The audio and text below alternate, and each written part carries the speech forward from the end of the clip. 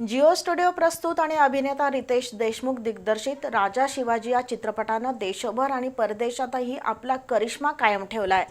हा चित्रपट 100 कोटींच्या क्लबमध्ये सहभागी झालाय। कोल्हापुरातही या चित्रपटाला मोठा प्रतिसाद मिळतोय।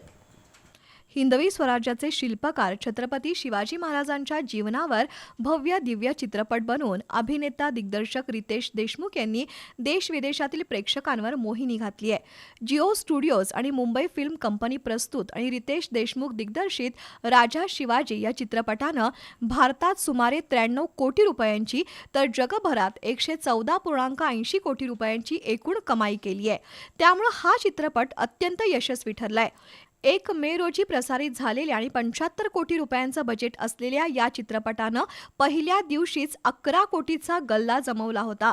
त्यानंतर पहिल्या 2 आठवड्यात राजा शिवाजी चित्रपटानं बॉक्स ऑफिसवर प्रचंड गर्दी खेचली।